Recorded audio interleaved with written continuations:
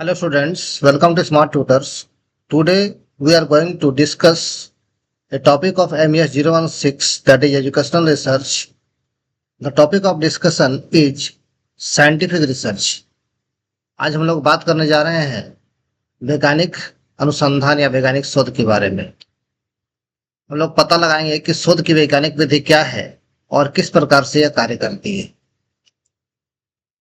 शोध करने की बहुत सारी विधियां हैं, उसमें से एक विधि है शोध की वैज्ञानिक विधि या साइंटिफिक मेथड ऑफ रिसर्च।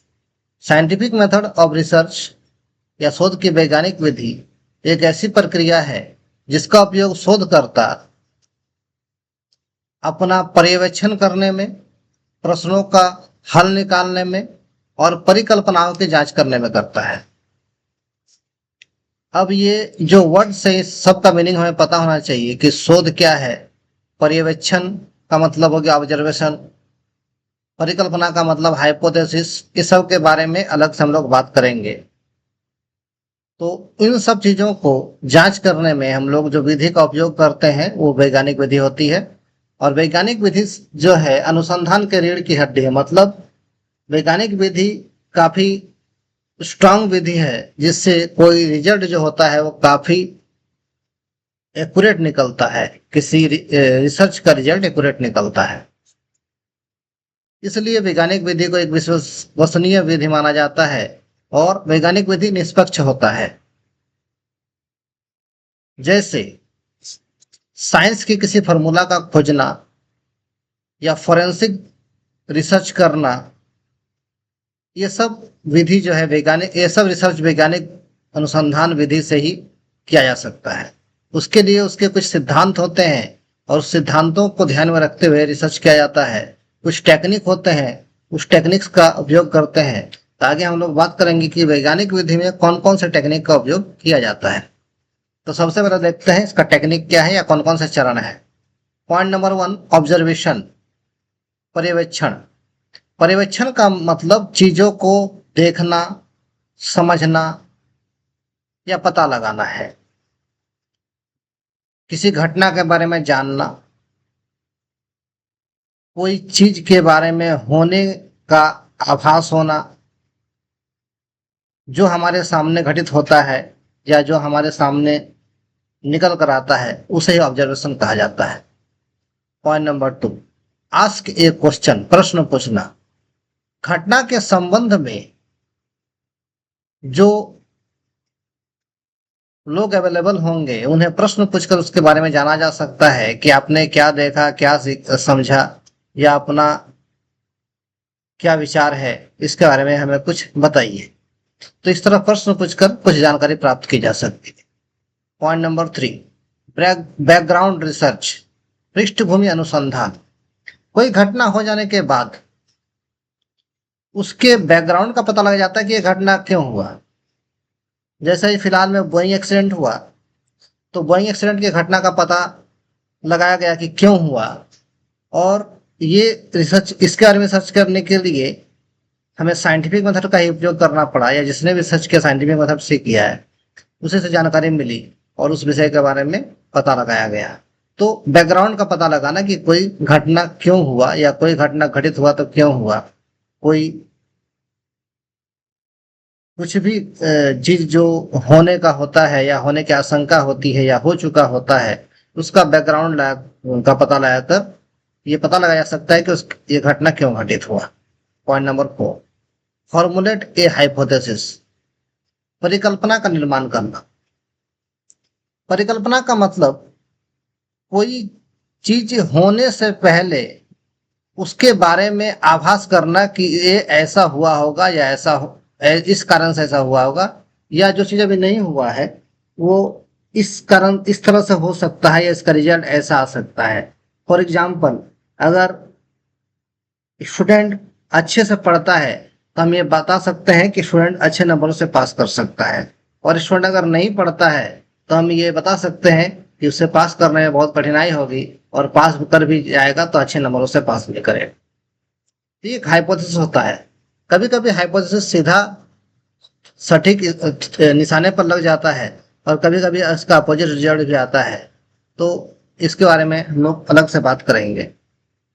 आगे देखेंगे पॉइंट नंबर 5, एक्सपेरिमेंट, प्रयोग करना।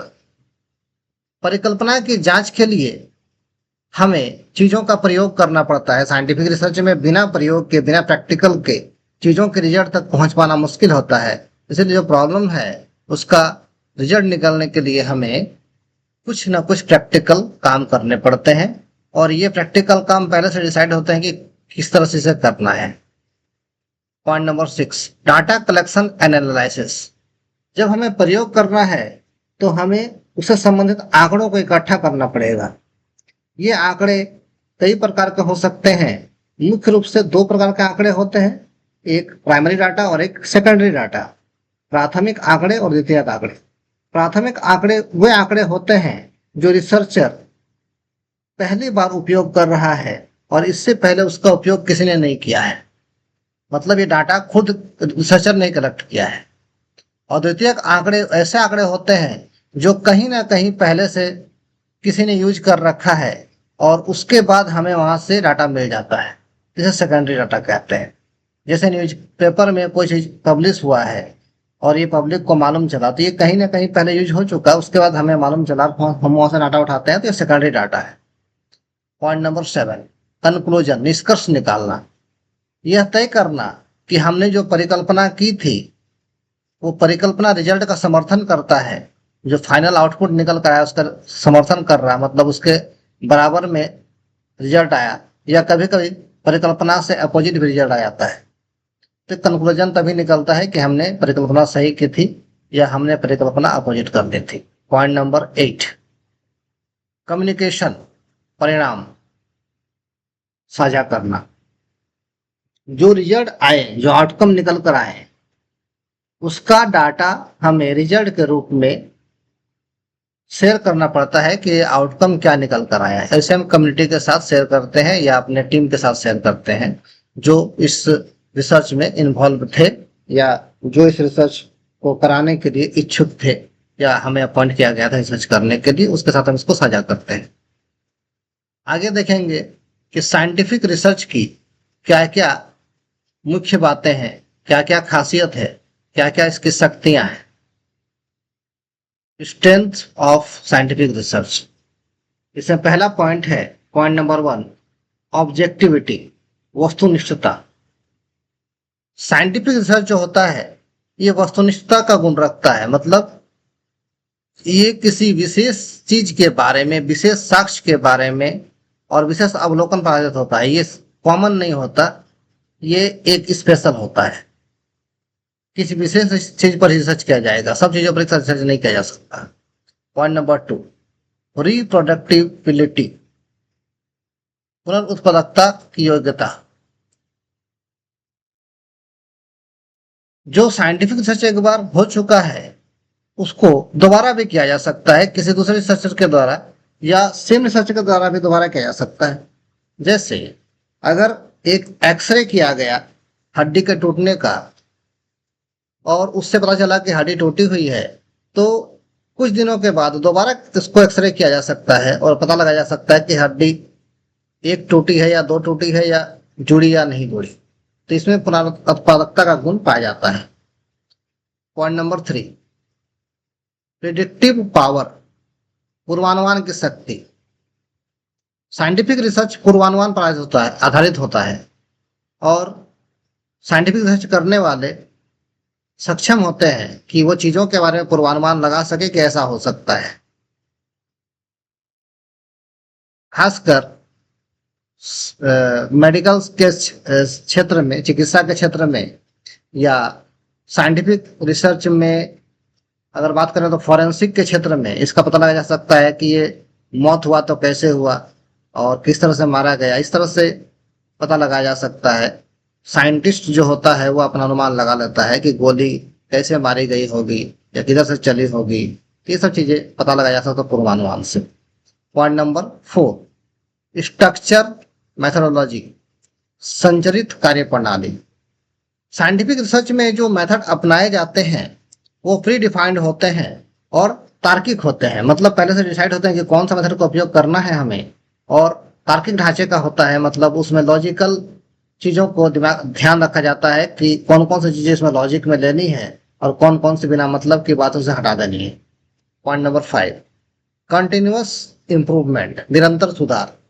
साइंटिफिक रिसर्च कोई ऐसा चीज नहीं है कि अभी किया तुरंत हो गया, उसमें हमेशा नए नए आउटकम्स आते हैं, नए नए प्रॉब्लम आते हैं, तो उसमें कंटिन्यूअस इंप्रूवमेंट की आवश्यकता होती है और समय के साथ उसे इम्प्रूव किया जाता है, इसलिए इसमें फ्लेक्सिबिलिटी का गुण भी पाया जाता है। इसमें उतार चढ़ाव भी हो सकते हैं और कमी बेसी भी हो सकती है। पॉइंट नंबर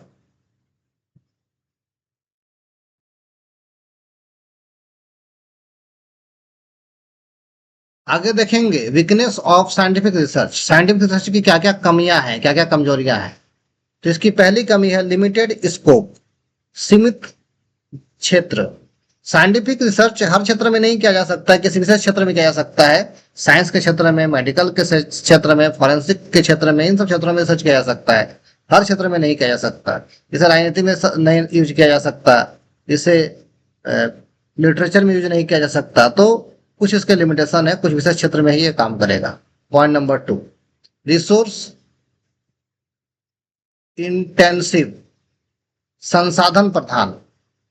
साइंटिफिक रिसर्च संसाधनों से जुड़ा हुआ होता है, मतलब इस रिसर्च को करने के लिए कुछ विशेष प्रकार के उपकरणों की या संसाधनों की या रिसोर्सेज की आवश्यकता होती है, जिसके होने से ही रिसर्च पॉसिबल है। अगर ये संसाधन उपलब्ध नहीं होंगे तो रिसर्च कर पाना मुश्किल है। पॉइंट नंबर 3, इथिकल कॉन्स्टेंट्स, नैतिक सीमाएं। इसमें कुछ नैतिक सीमाएं हैं, कुछ रूल्स है, उस रूल्स को फॉलो करते हुए ही साइंटिफिक रिसर्च किया जा सकता है, और उस रूल्स के कुछ एक्सेप्शन भी है। कुछ उसमें ऐसा भी होता है कि किसी कारण से वो नहीं हो पाता और फेल हो जाता है, तो ये कुछ एक्सेप्शन है, कुछ मान्यताएं हैं उसमें। Point number 4, potential for miss use, दुरुपयोग की संभावना। साइंटिफिक रिसर्च अगर सही हाथों में हुआ तब तो उसका सदुपयोग हो पाएगा, और अगर गलत हाथों में रिसर्च हो गया तो दुरुपयोग हो जाएगा। इसलिए साइंटिफिक रिसर्च में साइंटिस्ट को ईमानदारी से और नैतिकता से अपना काम करना चाहिए। पॉइंट नंबर 5,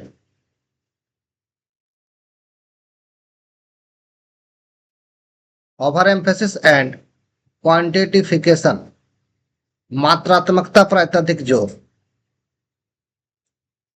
साइंटिफिक रिसर्च में इस बात पर जोर दिया जाता है कि जो चीजों का रिसर्च हो रहा है उसमें अधिक मात्रा में चीजें बने। इसमें कोशिश यही की जाती है कि उसको अधिक से अधिक बनाया जा सके ताकि उसका फायदा सबको मिल सके। इस वीडियो में इतना ही। Thanks for watching.